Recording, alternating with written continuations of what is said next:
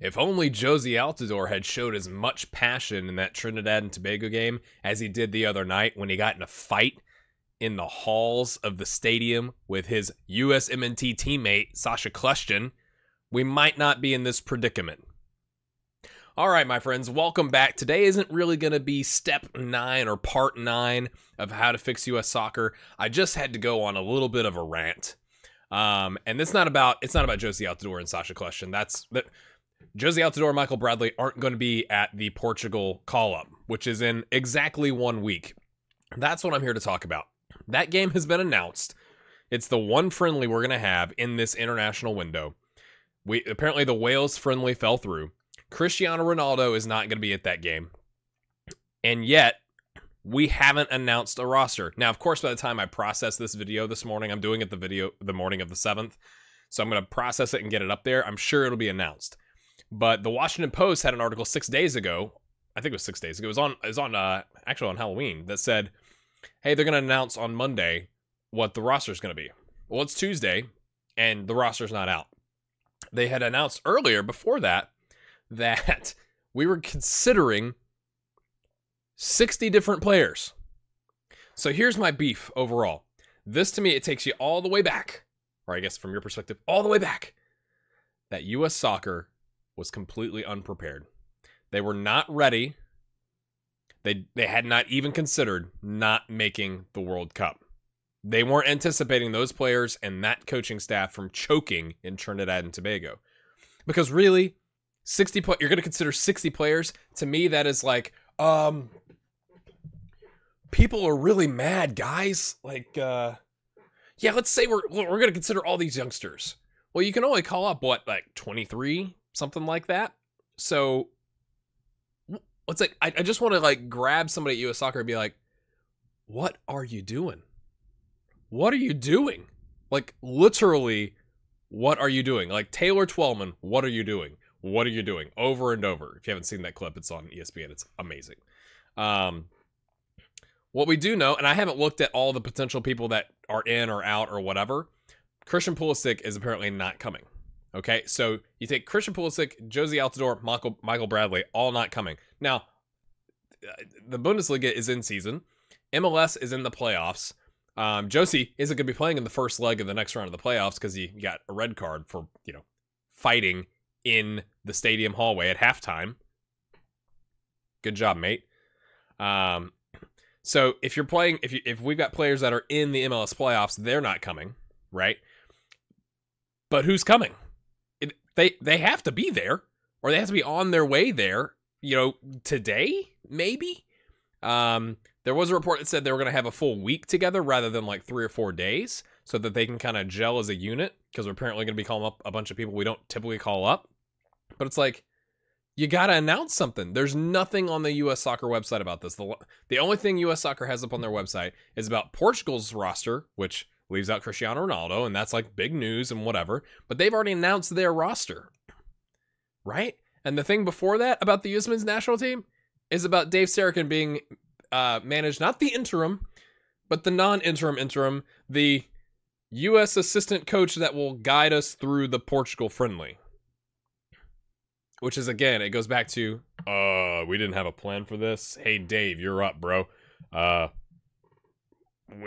Yeah, we're going to call up 60 different players. That makes sense. Let's do that. So let's talk about some of the people you should anticipate maybe getting a call up. All right, first off, let's talk about goalkeepers. So Tim Howard's, he's pretty much done. He's not going to be at the 2022 World Cup. Love Tim Howard, but he's 100% done. You got Brad Guzan, and Atlanta is out of the playoffs in the MLS, and you might call him up to have, that veteran leadership, because there's a chance he could be involved, kind of like Howard was in this last qualification cycle. But I kind of feel like it's time to turn the page. So if I call up Brad Guzan, it's just at a veteran, like, here's how you do away games. I know we've only had like 3 of those, right? In the international friendly arena, right? 2 names I'd like to see. Ethan Horvath, who is at Club Bruges, so he's in Europe already. It's a relatively short flight compared to Atlanta for Brad Guzan, from Belgium down to Portugal. So he's the starting keeper there. would be great time. Like, he's kind of been pegged as like, hey, he could be the next guy. And then Jesse Gonzalez, who is with FC Dallas. He's made a one-time switch from Mexico to the U.S., and you want to get him a cap. Like, you want to say, thanks for doing that switch. Let's get you a cap. So I'd be interested to see if we call him up and maybe, give Ethan Horvath the first half and Jesse Gonzalez the second half. Bill Hamid would be another one you'd hear about, but he literally was just sold to a club in Denmark called FC Midfield, and you've got to think he's in the middle of moving and, like, getting used to his new club. If I'm Bill Hamid, I go, like, I appreciate it, guys, but I gotta, like, figure out how to buy groceries in Denmark, right? That's the first thing I'd look at. In the defense, here's some players I'd be looking for. You've got John Brooks, who was injured in the last couple games of the Hex. He got transferred from Hertha Berlin to Wolfsburg over the summer. He should be healthy enough. Again, he's not necessarily old enough to be a veteran, but he's been there, and he's a definite starter. So I'd like to see him come back in, see him healthy, get a game in. Tyler Adams, who's an up-and-coming youngster playing for the New York Red Bulls. They just got knocked out of the playoffs by Toronto. He should get a call up. Cameron Carter-Vickers, who's another upcoming youngster, is playing for, Sheffield United in England. Again, short flight for him. Matt Miazga, who plays for Club Vitesse, or he's I don't know if it's called Vitesse. I think it's Vitesse. He's owned by Chelsea, but Chelsea's done nothing but loan him out to various clubs.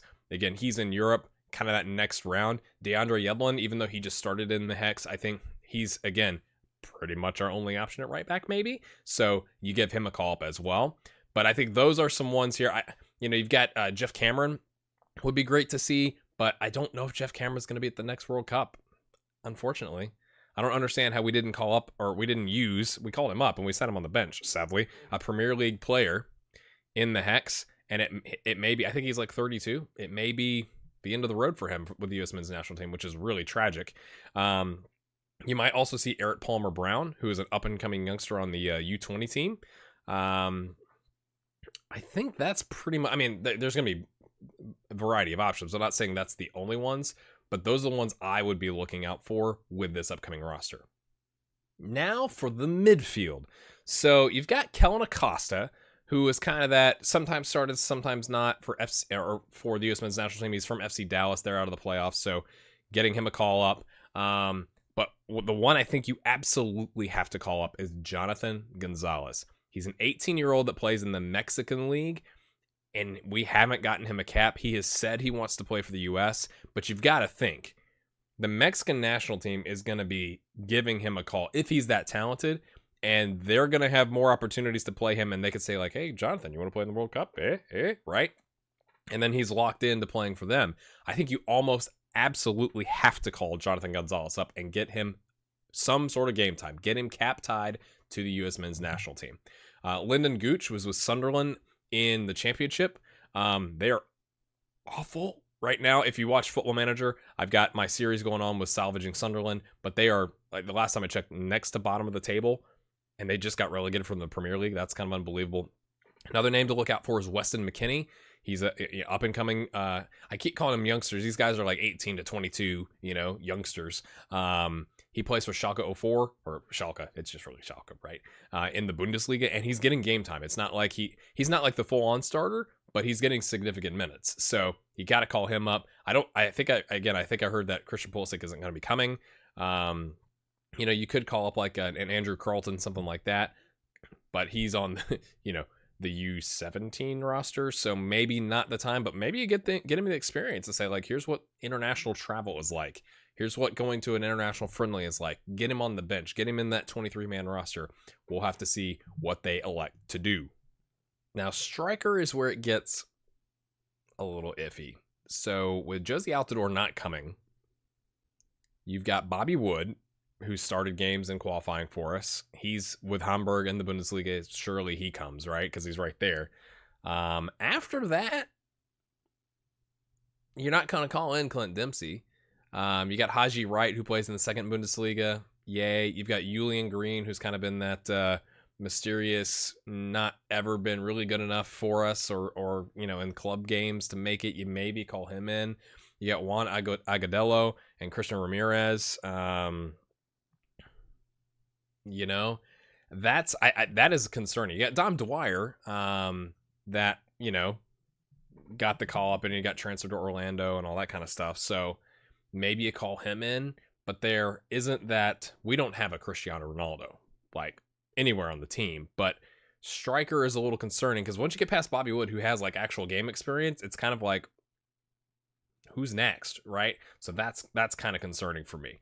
I'd love to hear your thoughts in the comments on who else you think we could call it from a striking standpoint, and maybe we'll come up with some better ideas.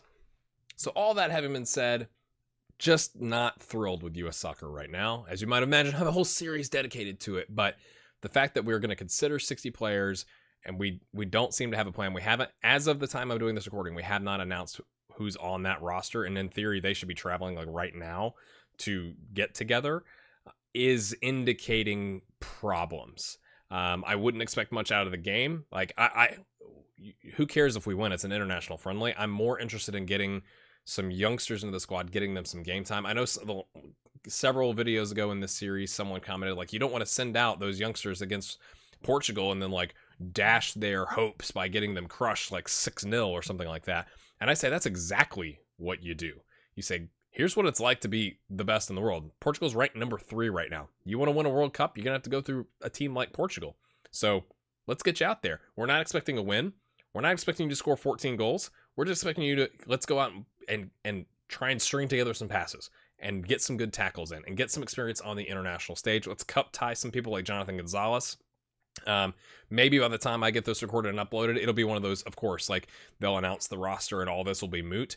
But the overarching thing I wanted to go over with you today is we didn't have a plan. We're shocked to not be in the World Cup. The 60-player potential pool is ridiculous. Let's look at some of the players that we have as options, and then I'd love to hear your thoughts in the comments. So smash a like on this. Subscribe if you're new. Like I said, leave a comment. We'll see you in the next episode. We're going to fix U.S. soccer. Let's go.